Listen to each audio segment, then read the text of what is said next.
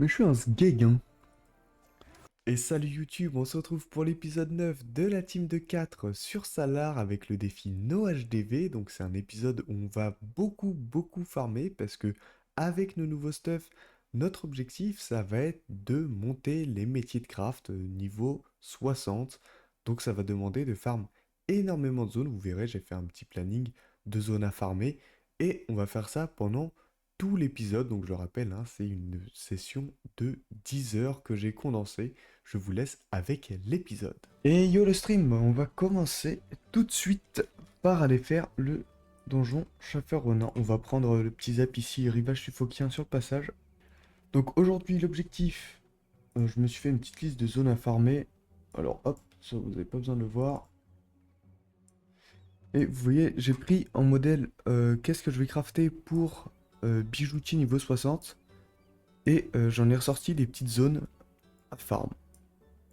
Donc tout ça là, c'est ce qu'on va faire aujourd'hui. Donc Schaffer Ronin, on va essayer de le faire plusieurs fois. On va essayer de faire plusieurs fois le Scarabosse doré, bateau fou, grotesque et Cooper. Et oh putain. Et on a aussi quelques petites zones genre Champa, Robionic, Blop, Abracnite, Troncnite et les fantômes de Brakmar à aller farm.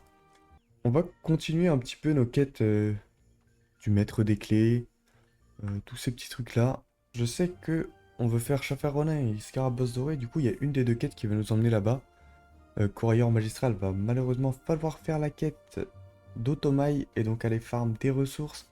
Les gros boulets, on va les faire en dernier parce que c'est obtenable à 100% sur les roll maps quand on a la quête.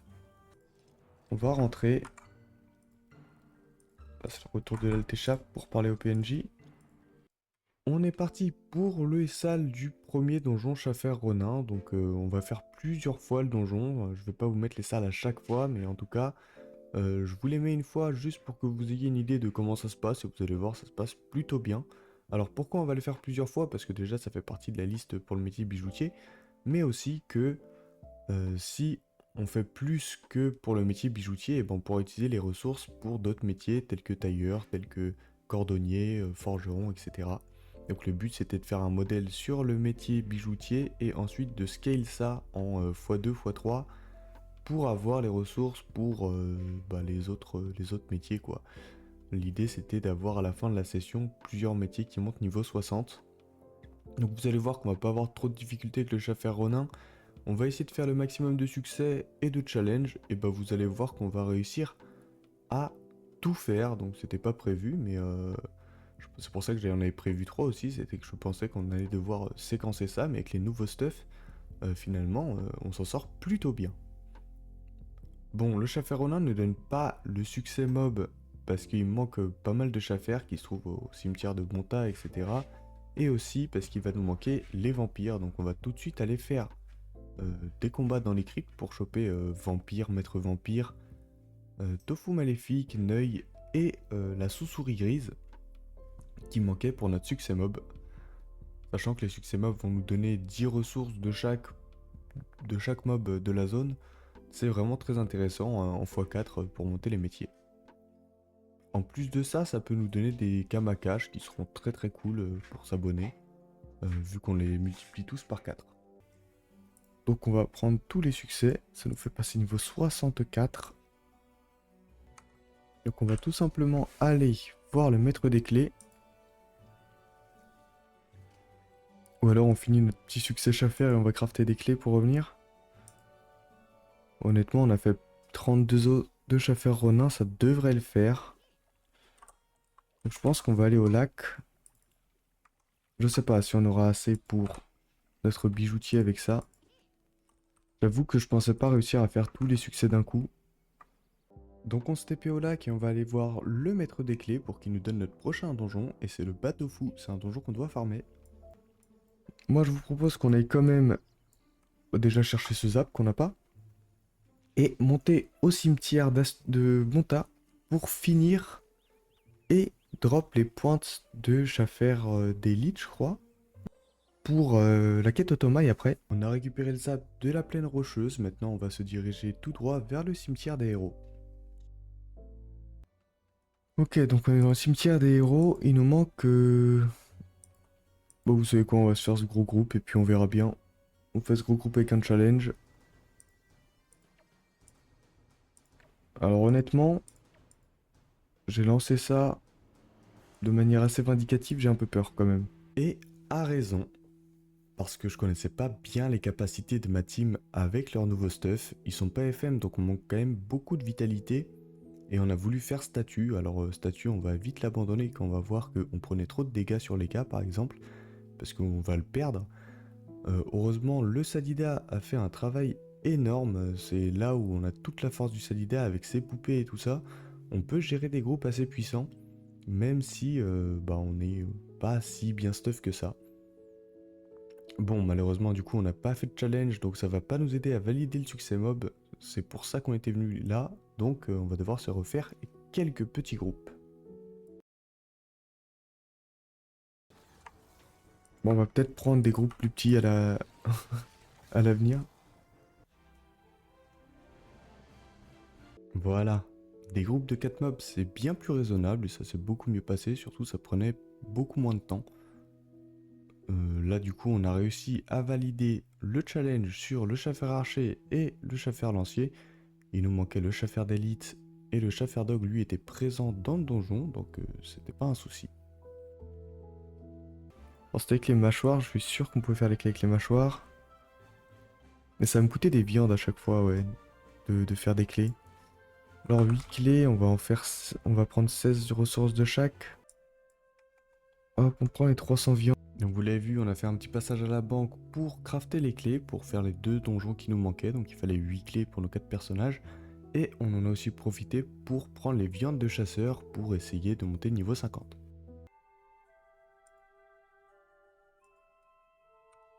On va en faire 8. Bah oui, non mais moi je suis... Donc là, je me suis dit peut-être qu'en donnant juste les viandes, ça allait suffire à crafter.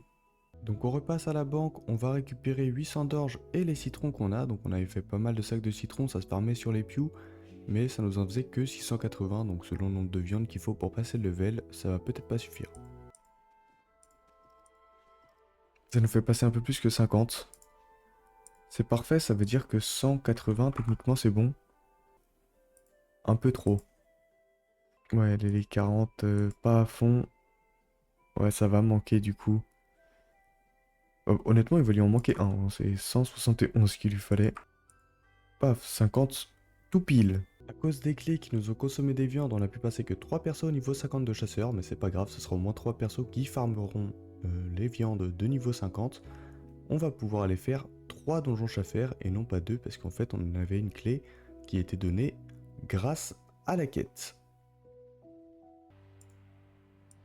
Et avec un peu de chance, ça tue.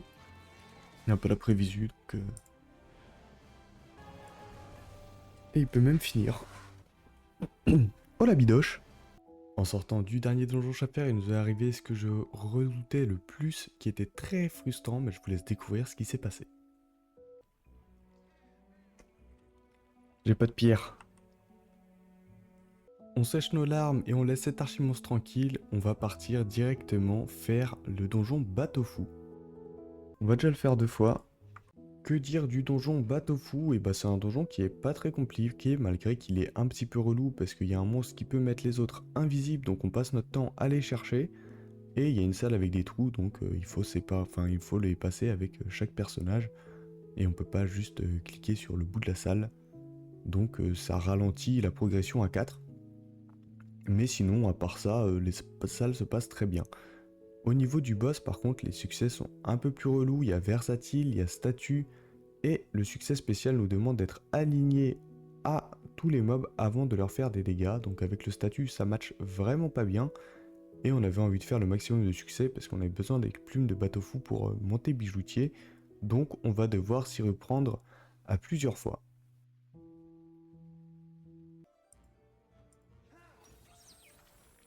Allez, c'est parti, on a tout raté, c'est un retry, on n'en peut plus.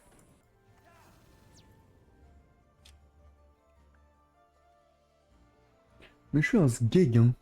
Vous l'avez vu, on a raté le challenge. À la toute fin du combat, il restait à peine 60 points de vie au mob, mais on va malgré tout finir ce combat.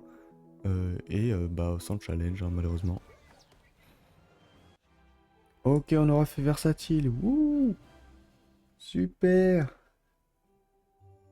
Vous l'avez vu, j'étais un peu ironique dans cette célébration parce qu'en fait on l'a recommencé tellement de fois ce combat, à la fin j'ai juste abandonné malgré le fait qu'on ait raté le spécial parce que j'en avais juste trop marre. Le maître des clés nous dit d'aller voir un nouveau PNJ qui va nous donner le donjon, c'est le Scarabos doré.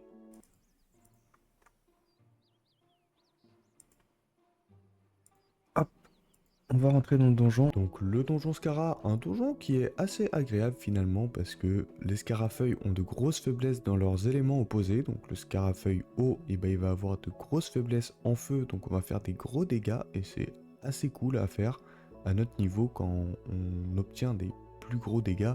En tout cas quand on voit les chiffres grossir, c'est assez satisfaisant. Par contre, au niveau du boss, un petit peu plus relou parce qu'il a des succès qui nous demande par exemple main propre nous demande de tuer avec des dégâts indirects, c'est-à-dire soit avec des dégâts de pousser contre les murs, soit avec des invocations. Et zombie aussi qui nous demande de faire qu'un seul PM par tour, donc PM point de mouvement, qui est assez embêtant parce que pour aller chercher les lignes de vue et la portée pour mettre nos sorts, ça rallonge beaucoup le combat. Heureusement il faut les faire qu'une fois.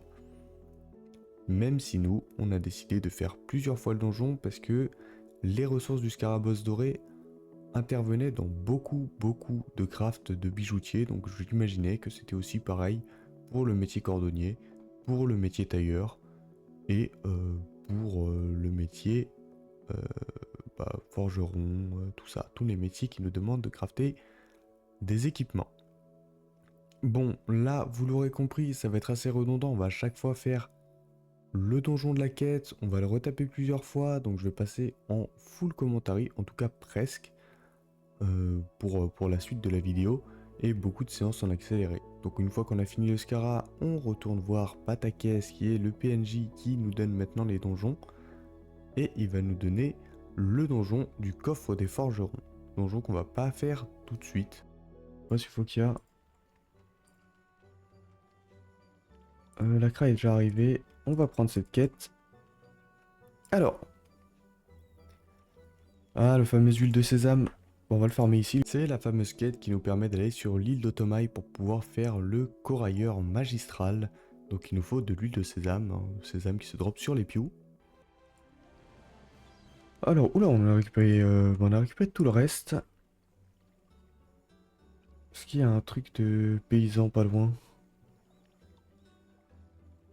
Pas de truc de paysan. Ah bah si, bah on est dessus. On a crafté nos huiles de sésame, mais c'est pas la seule chose que va nous demander cette quête. Il faut qu'on aille récupérer des miséricordes de Schaffer d'élite qu'on a récupéré tout à l'heure en faisant le succès mob sur les Schaffer. Il nous faut aussi des oreilles de Foo Fighters. Donc les Foo Fighters, vous voyez, c'est ces gros renards orange là, mais c'est une zone niveau 60, ils ont quand même beaucoup de points de vie.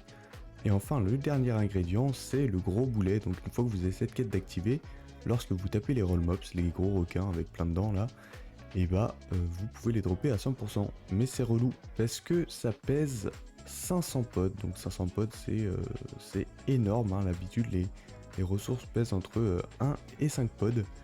Une fois qu'on a récupéré toutes ces ressources, on les ramène au PNJ qui nous a donné la quête. Il accepte de nous faire son petit voyage sur le bateau où il y aura beaucoup de combats. Et une fois qu'on a fait 3 petits combats, on arrive sur l'île des naufragés, parce que le bateau a fait naufrage, bon c'est comme ça. Et il faut encore une fois lui ramener des ressources qui sont farmables sur l'île des naufragés, donc il faut taper un peu tous les mobs de l'île. Si vous ne faites pas une aventure no HDV, vous pouvez les acheter en avance toutes ces ressources, et vous n'aurez pas à faire des combats sur cette île. Enfin bref, une fois qu'on a récupéré tout ça, on repart le PNJ, et cette fois-ci, il nous emmène bien sur l'île d'Otomaï, et on va récupérer ça pour pas avoir à reparler et refaire le voyage du bateau à chaque fois. Donc voilà, nous sommes arrivés enfin à Otomaï, maintenant c'est direction la grotesque. Donc la grotesque c'est le premier donjon du jeu avec une mécanique de one shot. Le boss one shot les entités à son corps à corps. Donc ça va être un donjon où il va falloir faire attention. Sinon à part ça les mobs, vous voyez il y a des palmiers qui font très mal en zone et qui se soignent par rapport aux dégâts qu'ils font. Donc il faut les tuer très rapidement et pas les laisser en vie. Il y a aussi des petits crabes qui eux donnent des résistances dans leur élément. Leur élément il est indiqué par la couleur, donc là par exemple le crabe bleu va donner des résistances en haut. Et les corailleurs qui vont retirer des PM.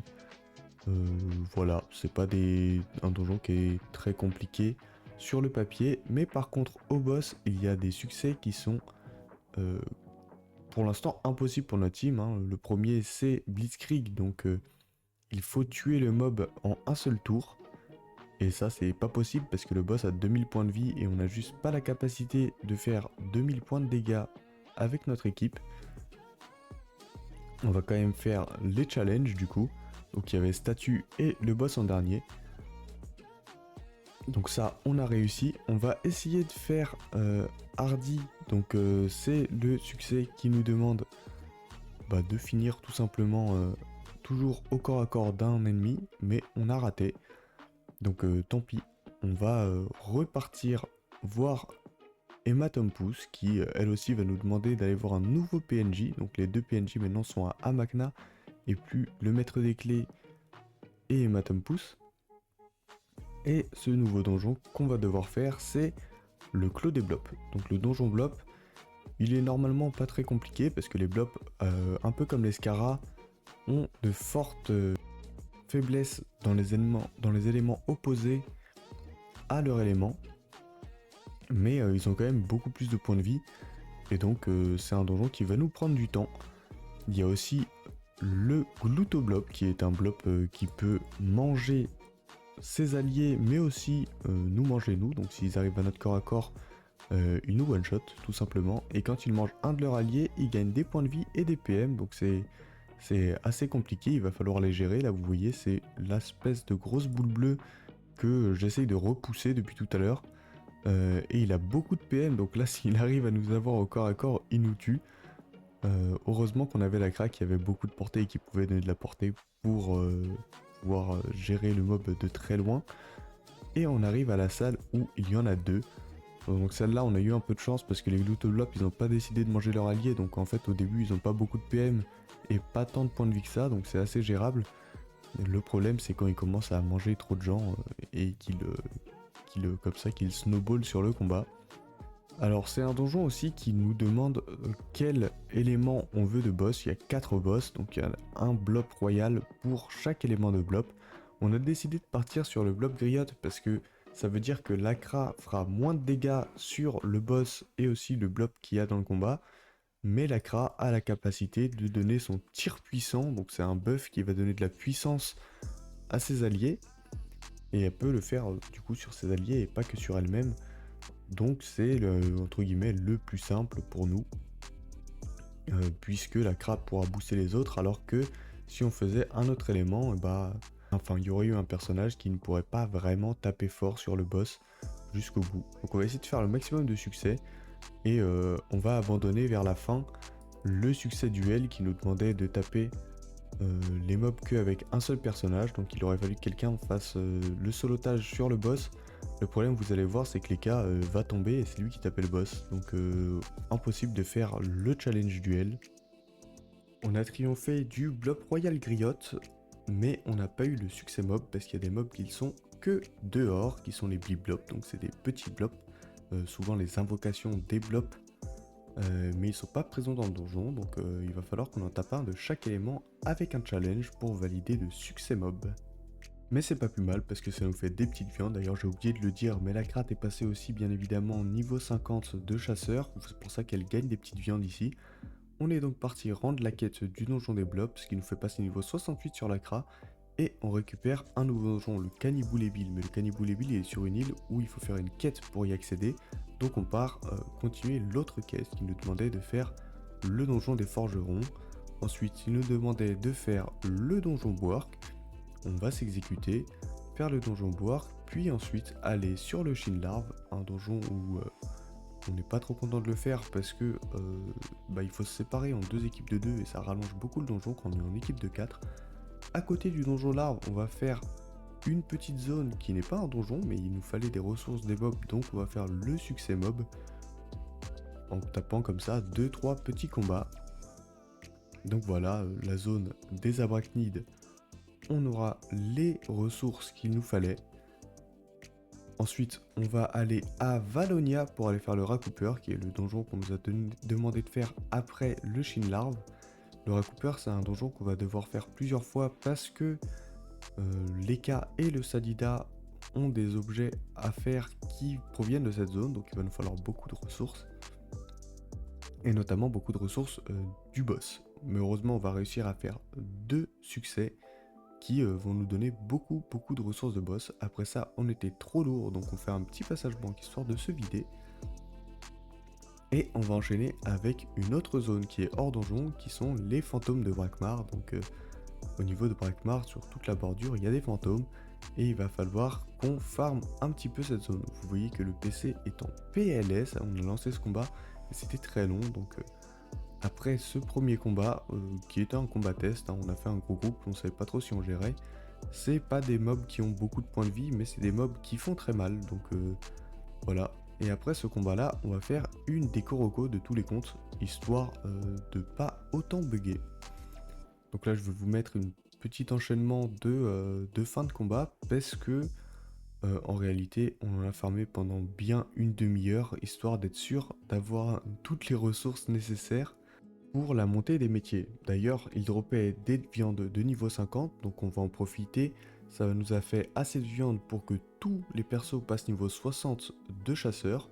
Donc on va passer en banque, récupérer les ressources qui manquent, dont les salas qui vont nous coûter très cher. Regardez comment les kamas sont en train de fondre. Donc oui, c'est des achats HDV, mais c'est des légumes, donc autorisés dans mon aventure. Pareil. Alors on va faire 174, parce que je pense que c'est à peu près ça. Ouais, ça doit être 174. Ça y est, on est niveau 60, donc on peut aller farmer la dernière zone de cette session. Let's go! C'est une zone qui drop des viandes niveau 60, c'est pour ça que je voulais faire ça avant.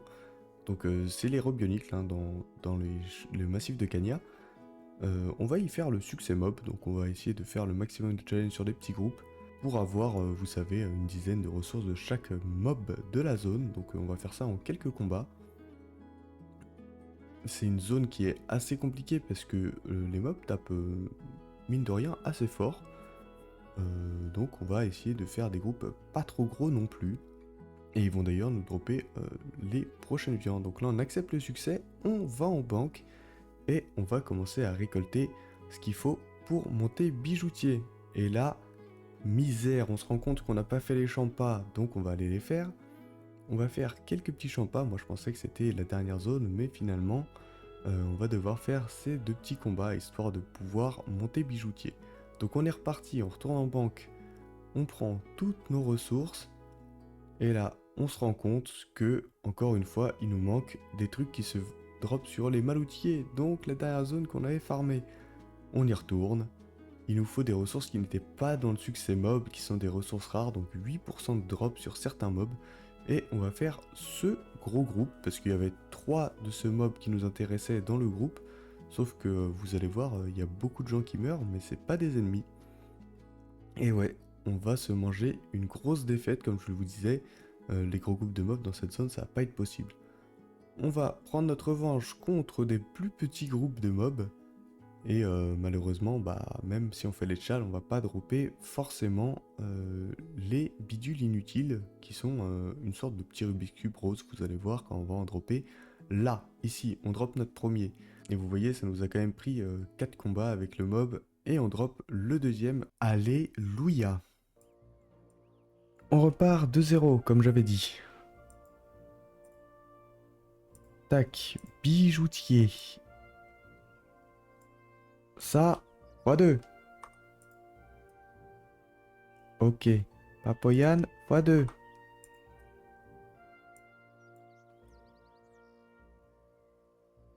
Et non, c'était la Bramu. x2. Harmonie x2. Brasse légumes x2.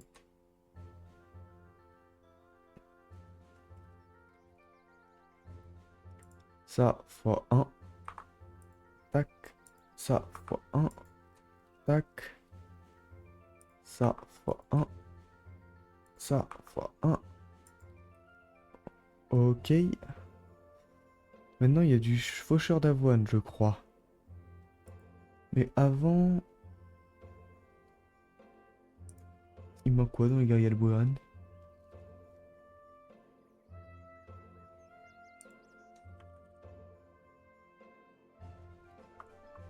On fait aucun succès quoi. On va y aller comme ça. Ah, ça on avait dit deux. Après ça je peux en faire quelques-uns. On va faire ça comme ça hein. Et on va faire une stroplan. On va essayer, ça va peut-être nous passer quand même niveau 60. Alors, on va faire tous les petits crafts qu'on avait prévus, hein, de par-ci, de par-là, vous connaissez la chanson, on va faire les trucs blop. Là, il y a un petit hic, parce que normalement on aurait dû faire les trucs Albueran pour le Sadida et pour les Caflip, mais on n'avait pas de quoi en faire, il nous manquait en fait les plumes de quoi. Donc on va reprendre de quoi faire deux petits crafts qu'on pouvait faire en plus. Ça va nous manger des ressources qu'on n'avait pas prévues, mais c'est pas grave.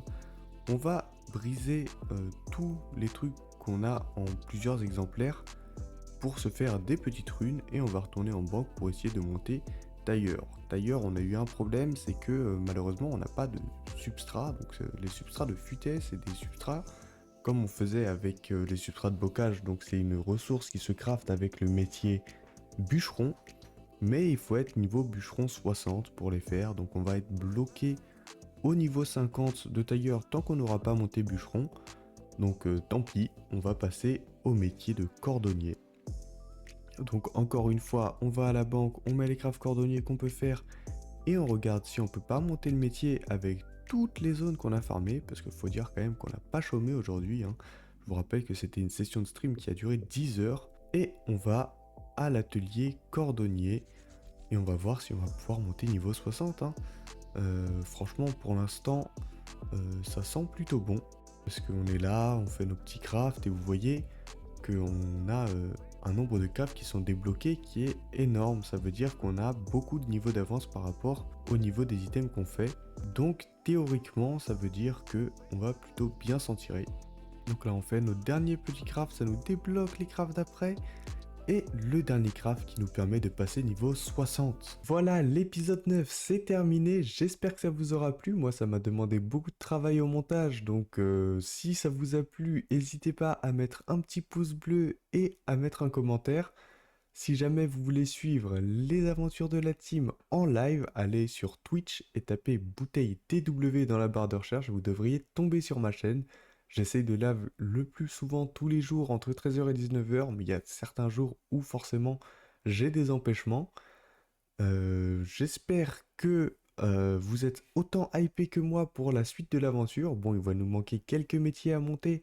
Je pense à sculpteur, je pense à forgeron, je pense à façonneur, mais aussi tailleur qui finalement n'a pu être que niveau 50 et il va falloir pour ça que je monte le métier bûcheron. Ça va être l'objectif de l'épisode 10, de monter le reste des métiers au niveau 60. Et je vous dis à la prochaine. Ciao!